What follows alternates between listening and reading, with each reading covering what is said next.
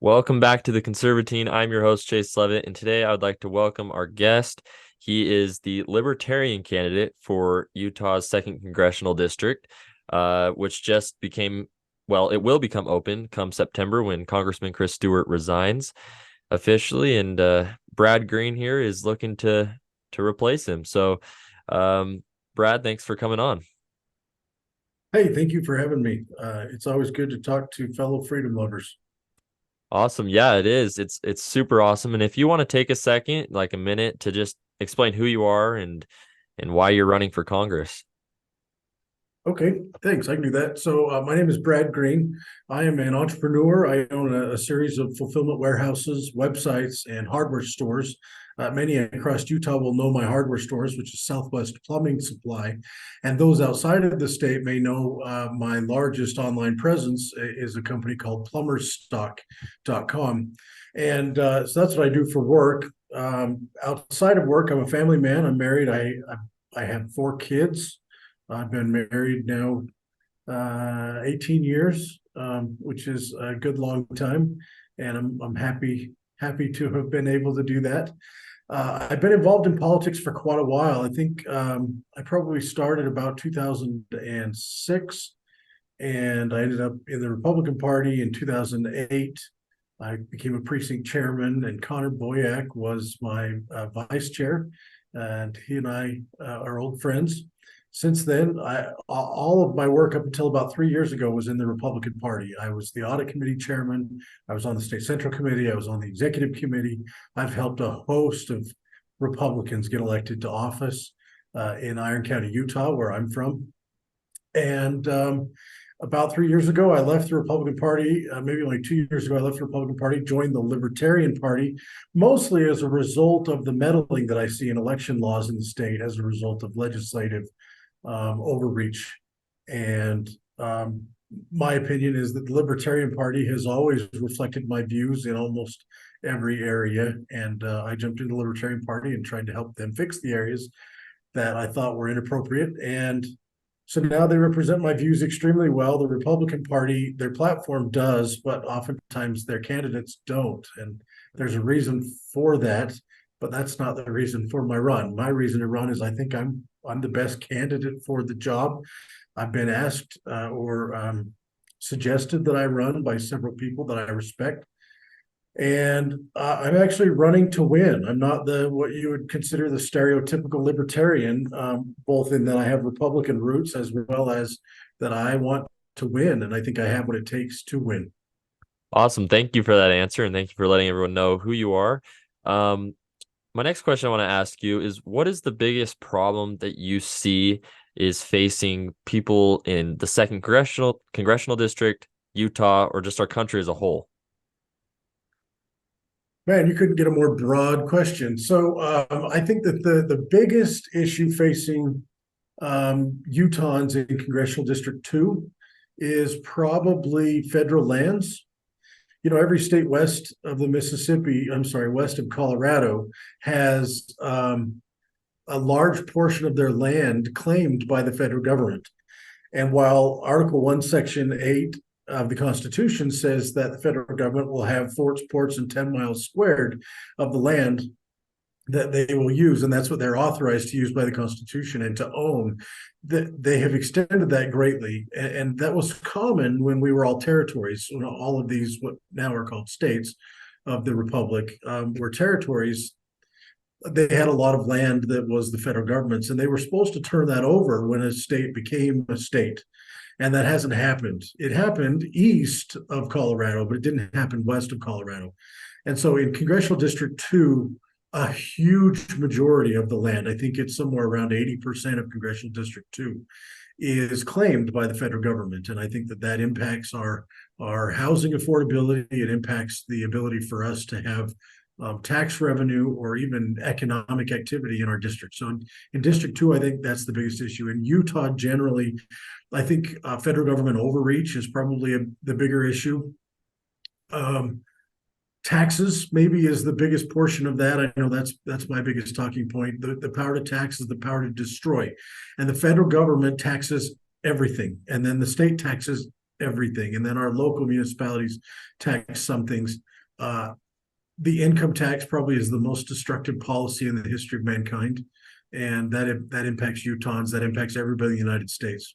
And I would get rid of them if given the chance. And if not given the chance, I would try and create the opportunity or create the chance. Right. Thank you for that. My next question for you is, what makes you different from the Republicans who are running? How do your views not necessarily align exactly with, let's say, Celeste Malloy, who just got the Republican convention? She won the Republican convention, and other candidates who may be gathering signatures. What differentiates you, and why should people give you their vote? That's a great question. Thank you. I think there's a lot of things that differentiate me. Now, there are a ton of Republicans running for this seat, but I think currently, right now, there's probably only three left with a shot. Celeste has a shot because she won at convention. There's some disputed information there, but it doesn't matter. The Republican Party, it appears, is going to certify her. The state's going to accept that. She is the convention candidate. And it appears that Bruce Huff and Becky Edwards have the ability to actually make it on the ballot through signature gathering. And in the Democrat field, I don't know much about those candidates, and that's okay. What differentiates me?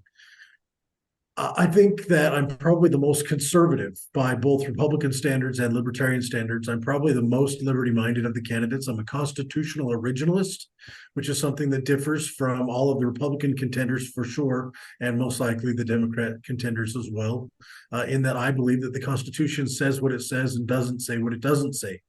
I think that the federal government is limited to a number of enumerated powers. And I think that that number is 16, but some people argue it's 20 based upon some other things that are maybe suggested. That's okay. I think that it's limited to those things only, and everything else is left to the states or to the people, respectively. And that seems really fundamental, but my experience from those running for Congress for this seat, they don't have that belief behind them, and they're not quite so rigid about it. There's a lot more. I think the immigration is a big issue right now. The Constitution doesn't actually speak to immigration, but it speaks to naturalization. I would make immigration legal again so that we don't have so much black market immigration that's happening. I would make it easy for people to get in. We have to have a background check, make sure we're not letting criminals in. But other than that, we got to let people come participate in the American experiment so that they're not coming here stealing identities and creating a crime problem. Man, I'm trying to think. There's a lot of other things. But clearly the fact that I run as a libertarian is different than the others. I'm a businessman. I'm a successful businessman. I don't know Bruce Huff's profession, but I'm not in politics. I mean, I get involved in politics mostly because I hate what politics has done to our country, and that makes me different than those that are running. Right. Thank you for that. Now, as I was reading through your website, because a couple days ago I had heard your name for the first time, and I was like, I want to go check what you're about and what you believe and stuff like that. And as I was on your website, I saw a very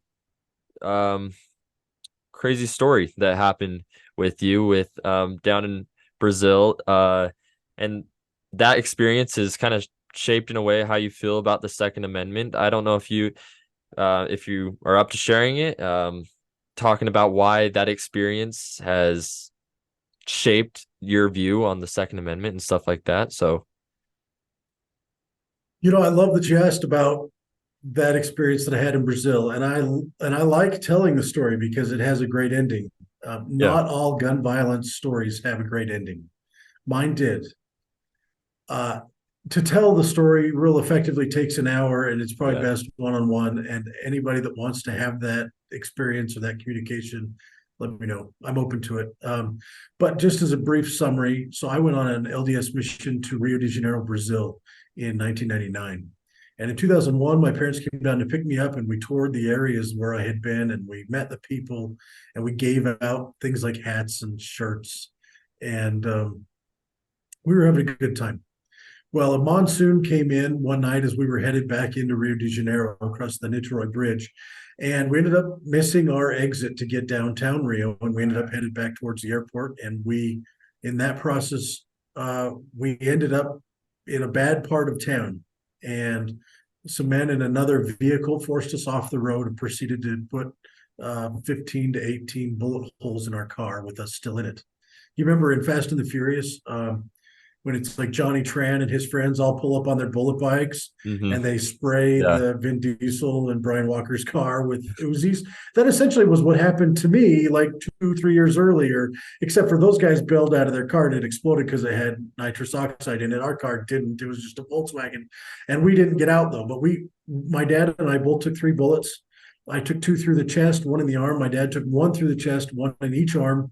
My mom was behind us, and I don't know how much you can tell, but I'm a big dude. My dad is also a big fellow, and we blocked those bullets. I actually stopped all 3 of them. My body was tough enough, I guess, that I stopped all 3 bullets, but it caused significant damage, and we were in the hospital for a long time.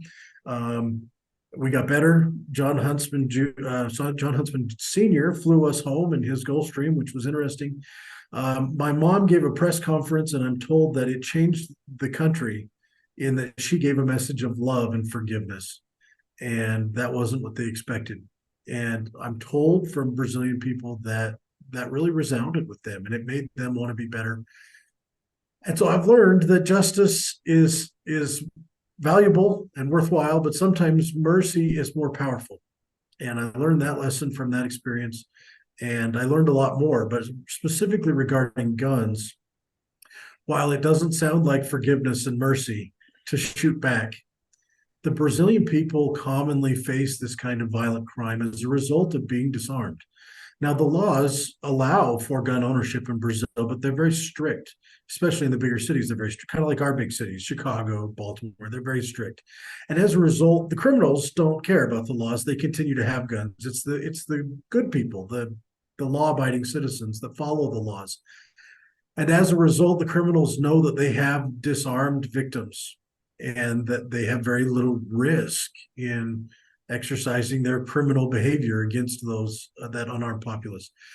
And my experience has shown me that when the people have guns, you have a polite public.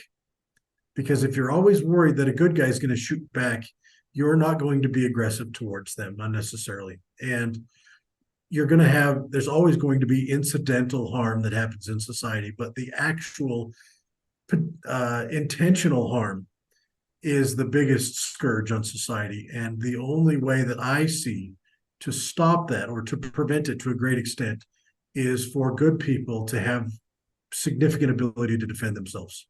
And as a congressman, I will do everything in my power to not only protect the Second Amendment protections that we have, but to actually roll back the gun legislation that has restrained our abilities to defend ourselves in the most effective way. Yeah, thank you for sharing that story. I thought when I first read it, I was like, this is super, super crazy, first of all. But then I was like, I really like how you use that story to talk about your beliefs with the Second Amendment and how that kind of shaped that view. It's really cool how that happened. And like you said, it had a good ending when a lot of gun violence victims don't. But it's good to have the voice of someone who's been through that, but is still advocating that, we need to be able to defend ourselves when other people just say that's the problem right there. I want to ask you a little bit more in depth on this topic. What do you think the problem is? What is the reasoning behind the increasing gun violence in America? Um, If you had, it's a very broad question, but if you could no. I completely know where you're coming from, and I have an answer. In fact, my problem is I come up with so many answers, and I don't want to waste all your time. No, you're I good. actually, those that know me well know that I have a really hard time saying in 50 words what can be said better in 500.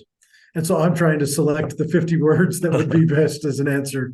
In my opinion, the core fundamental problem that is causing gun violence in our country, I would say education. I think that as a result of a significantly weakened education system, people are desperate. Families break up as a result, which is another cause, but I think it again is caused by education. The broken family happens, and we end up with kids that don't have a parent around because that is scrambling to try and feed them. Oftentimes there isn't that. You end up with depression and welfare, and you have kids just running wild, and they don't get taught those critical lessons of the golden rule. They don't get taught how to actually earn for themselves and take care of themselves and be accountable and responsible for themselves. And without that, you end up having these animal instincts of just pure survival and anything goes, and the ends justify the means. And those cast aside the ethics, the morality that we have that might that would hold us back from more extreme measures of providing for ourselves. I mean, realistically, my education leads me to believe that it's better for me to starve than to harm somebody to eat.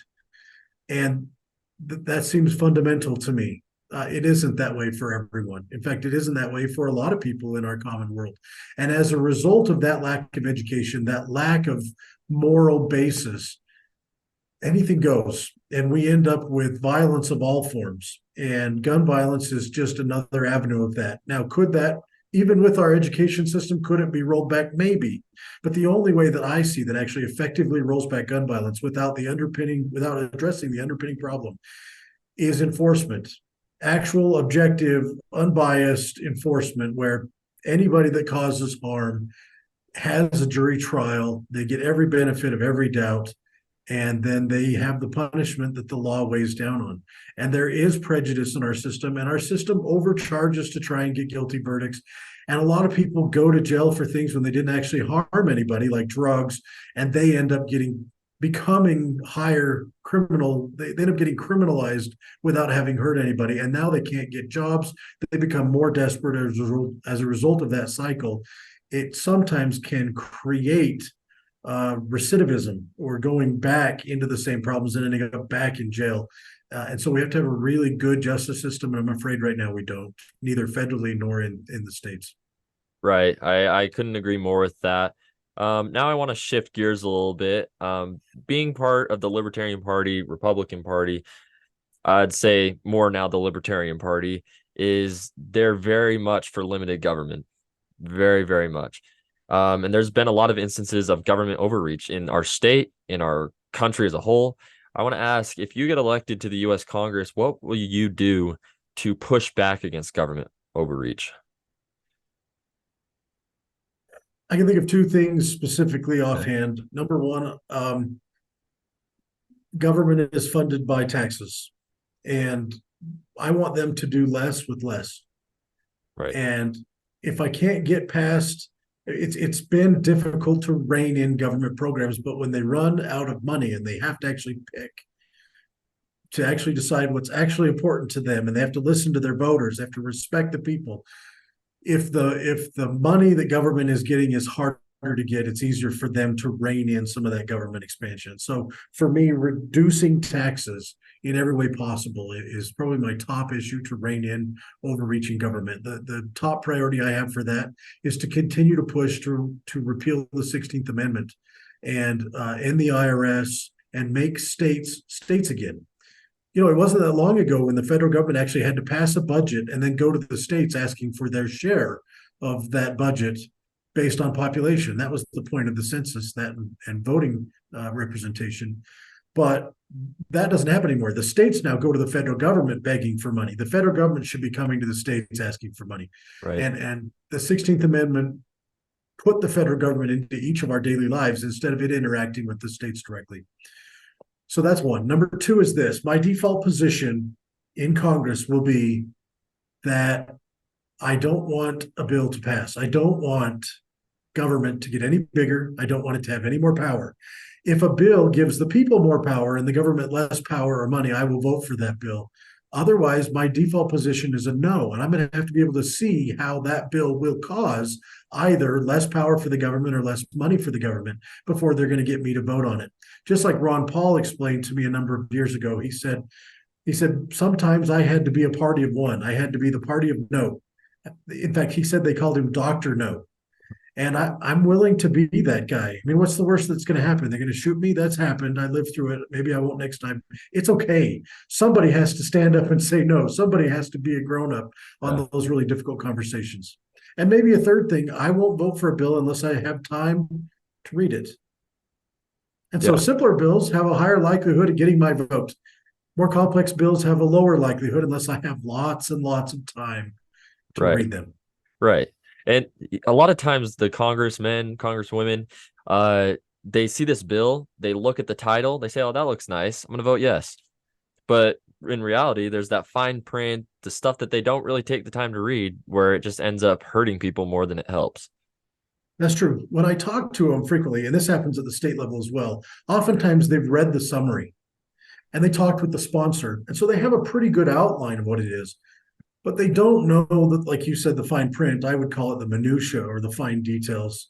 They don't understand all the little quirks. And then they also don't understand how something small that doesn't really trigger any thoughts in their mind could radically affect somebody's business. And I want to give you an example on that. So there is a bill in the state of Utah that passed in 2021 by a representative out of Box Elder County.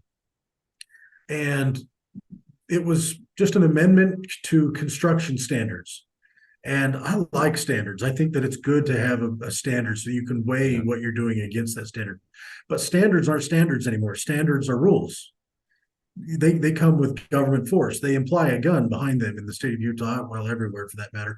And so there was an effort there is always an effort to renegotiate the Colorado River Compact because a lot of water falls in Utah that then goes downstream to other states and eventually into Mexico. And from the county I live in, which is Iron County, I'm told that we get about 9% of the water that would otherwise end up in the Colorado River, which is about the same amount that Mexico gets. And so even though it falls in our state, we get as much of it as Mexico, and we get less of it than Arizona and Nevada and California. And so there's always an effort to renegotiate that. Well, in that process, California said, "Why would we give you any leeway when you guys aren't doing anything to try and reduce water usage?" And what they meant was, you're not forcing your people to stop water usage. We constantly hear advocating for lower water usage, better water usage. It's a cultural thing. It's not a forced thing. But California apparently doesn't believe that if you're not forcing something, it's going to get done. And so the representative in Utah added to this construction standards bill that any new faucet in new construction in Utah would have to be a lower water usage than the standard anywhere else in the world. And so they lowered it. And remember, I run plumbing supply warehouses, Right. hardware stores. And so water is a big deal for me. The manufacturers notified me about this bill, specifically the faucet manufacturer Moen. They called me and said, "Hey, we cannot sell you any faucets anymore." And I said, "Well, why?" I'm doing 3 million a year of their product. And I said, "Well, why is that?" And they said, "Well, there's a bill in Utah that passed that says you can't use anything less than 1.8 gallons per minute, I think it was, in a faucet in the state of Utah." And I said, "That's absurd. That's lower than anywhere in the world." And they said, "Well, that's what the bill is." So I got the bill. I looked at it. Sure enough, that's what it said. And I said, and I called my representative, who's a great representative, Rex Ship. And I said, "Rex, we need to fix this." And he said, "I didn't even realize that was a problem. I don't know how many gallons per minute anything uses." And he ended up getting me a letter from the legislative attorneys that said, "Well, it's only for new construction. Anybody in the state can still buy them. They can still use them. They can still exchange them. You just can't install it in new construction." And so that solved my problem, but the problem still exists on the books that a new Right. construction now can't buy from. They have a limited selection of faucets because this bill creates an arbitrary limit that the manufacturers don't even have built up yet. And so new construction now gets inferior products at a higher price. And so in Congress, that happens as well because people don't know what they're looking at. So those Yeah. restraints I'll be watching for. Any restraint on the people, I'll be watching for and fighting against. That will be a sigh of relief for a lot of people having a representative that doesn't just vote yes on everything. It reminds me a lot of Mike Lee.